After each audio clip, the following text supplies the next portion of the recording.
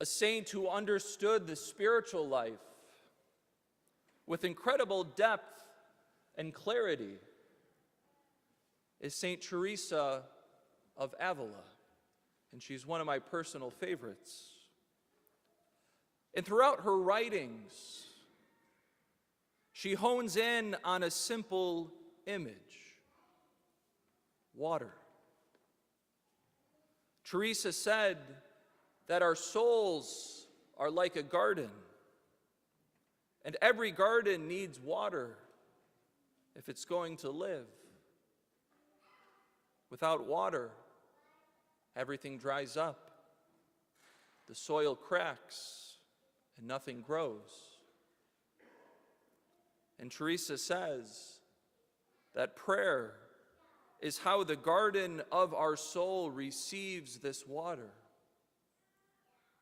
At first, drawing water takes effort.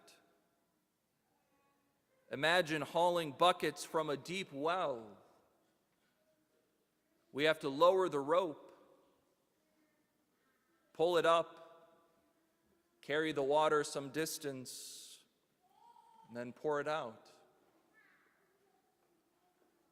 And this, Teresa says, is like the beginning stages of prayer, times when we meditate, reflect, speak to God, often wrestle with distractions, taking time to focus our hearts. And this takes great effort. It can feel slow, and sometimes it often can even feel dry. But Teresa says that if we keep coming back to the well, God begins to take over the watering. Instead of buckets, irrigation systems begin to flow through the garden. And water starts to move with less effort. Our prayer becomes quieter, deeper. God begins to act more directly in the soul. And then Teresa says, there is an even greater gift. Sometimes God simply sends the rain. He simply sends the rain. No buckets, no machinery, just God's grace poured out. And this is what she calls mystical contemplation.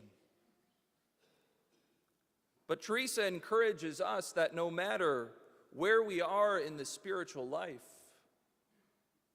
the Lord invites all.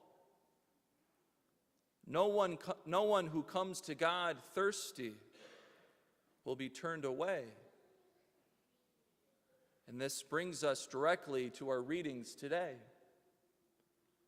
And our first reading from Exodus, the people of Israel are wandering out in the desert, and they're thirsty, desperately thirsty.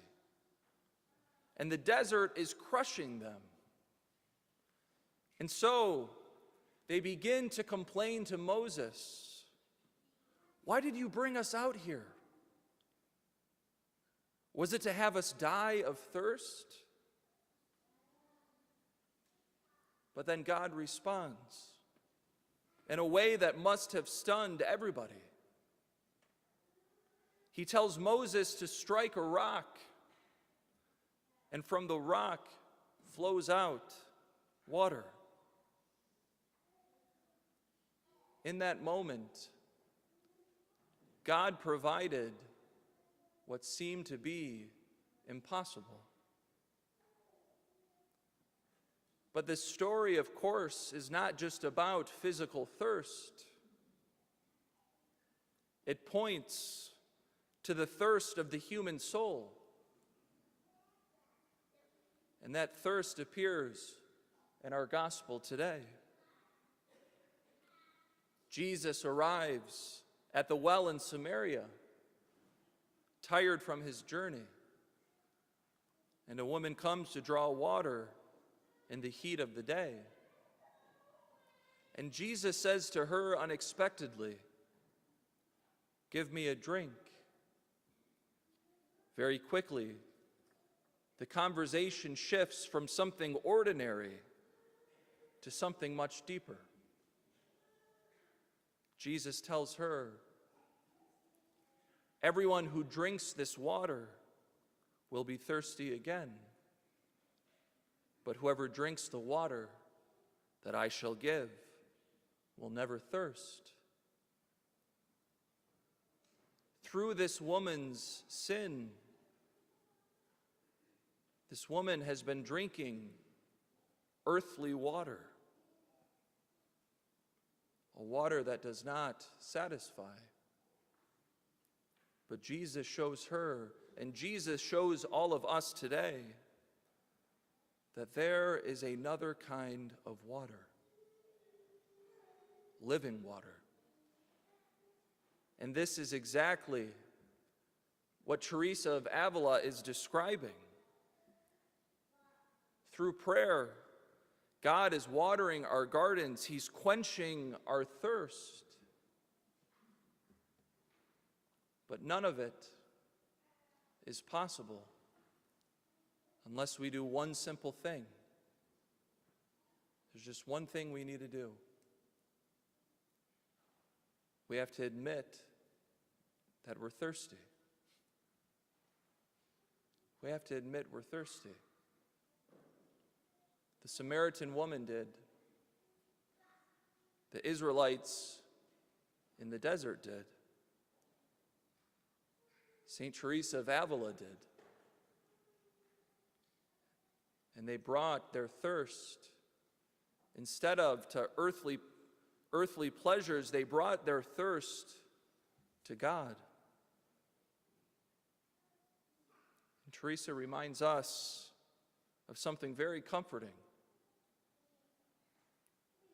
Jesus would never invite us to the well if there was no water to drink. No matter where we are, no matter how dry our prayer might feel, maybe God seems distant. But if we come to Christ thirsty, we will never be turned away. Because, my dear brothers and sisters, the living water that all of us are actually searching for has been sitting at the well all along. And his name is Jesus.